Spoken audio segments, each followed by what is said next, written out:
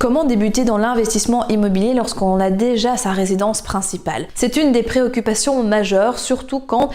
à la base, on pensait bien faire ou tout simplement parce qu'on avait envie d'acheter cette résidence principale avant d'investir.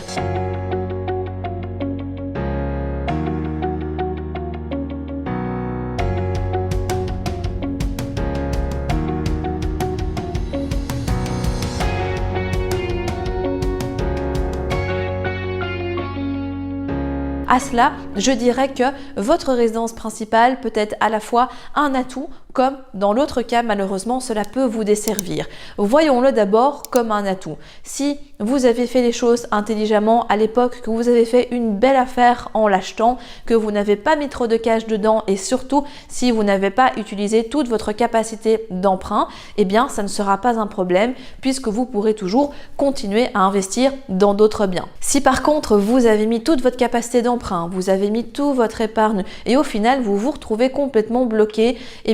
il existe tout de même une solution pour y arriver. La solution qui est la plus courante, c'est d'utiliser votre résidence principale pour pouvoir la mettre en garantie ou faire un refinancement avec votre nouveau crédit afin que ce que vous avez déjà injecté comme cash amorti en capital plus la plus-value du marché par rapport à votre résidence principale puisse servir de garantie pour la banque et donc être utilisé pour faire un effet de levier et être financé jusqu'à même 125% auprès des banques pour une nouvelle opération. Par contre, si vous vous rendez compte que malheureusement vous n'avez pas cette possibilité-là, il existe encore d'autres leviers. Le premier va être de s'associer à quelqu'un qui lui a une bonne capacité d'emprunt ou a le cash nécessaire pour pouvoir continuer à investir. Parce que le problème en fait ce n'est pas vous en tant que tel, c'est juste votre situation financière et l'engorgement financier en fait que cette résidence principale a créé par rapport à votre situation. Mais si vous allez investir avec d'autres personnes qui elles vont être plus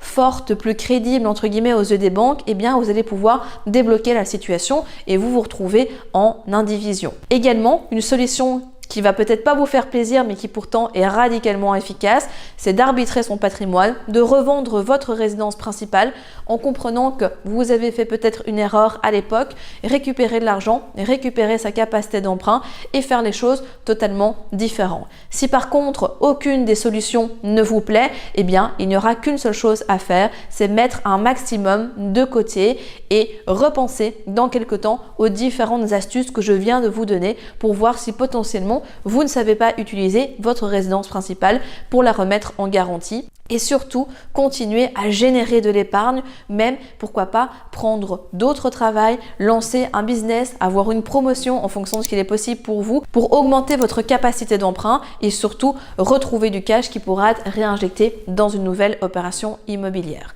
Si vous souhaitez que l'on discute de votre situation au téléphone pour voir exactement comment est-ce que nous pouvons nous aider, envoyez-nous un message en privé et nous vous indiquerons la marche à suivre pour pouvoir avoir cette conversation ensemble.